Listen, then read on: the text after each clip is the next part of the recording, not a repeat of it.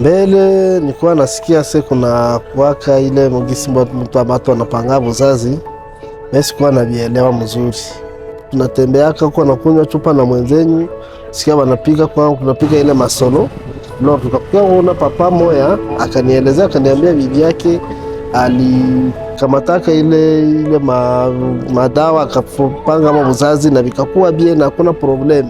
Akanionyesha hata mafaa ya kupanga buzazi. Ndio nikaona ni marimere za watu, nikaamua niende niambie bibi yangu naye abitie. Situgisa alikuwa anazoea fuatisha sana watoto parfois meme na maoperation. En tout cas depuis tunapanga buzazi tushona changement ya mingi sur le plan économique. Santé ya watoto inaanza jiameliore mzuri contrairement na zamani tulikuwa nasoma. Niko mama wa watoto 5. Nilikuwa nasikia wanasema ki mtu akipanga buzazi inatumaka mtu hata zala tena. Wala unakuwa nazala watoto biko na malformation. Ndio ilikuwa natuletea boga kupanga buzazi. Akaniinteresse juu kupanga buzazi ni mzuri, juu akanitosha kwanza ignorance. Kama mimi nazala silalaki.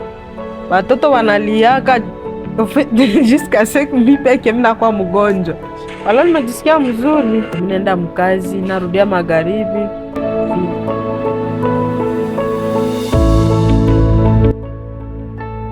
Couple moja ilikuyaka chaque jour kwa wanazalaka.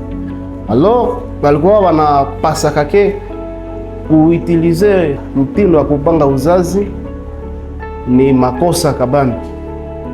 Kanisa yetu inatukataza hii na marimere zinasemaka hivi. Niko nayo mwaka moya, couple iliadere kiona kwanza inafaa ese ya mwaka 3, hakuna probleme. Walikia temwanyeke ça va, mama yeye peka nanje na baba mchanga, baba naye anaja isandiri kubie. Mimi niliwaeleweshaka gizi vinakuwaka ina benefike mingi, inaipanua familia yao, anakuwa afya njema, watoto wanaendelesha masomo juu awazale tena mbio mbio. Kwa obstacle mingi c'est par rapport ile rimere ndio inaprime sana ku population. Alors que tukiepusha na rimere itafasilisha population yetu iweze kukomprendre planification familiale.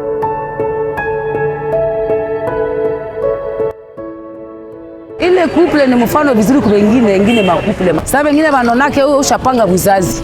Banaulizaka mama uliendaka wapi? Mbona wewe hauzalezale tena?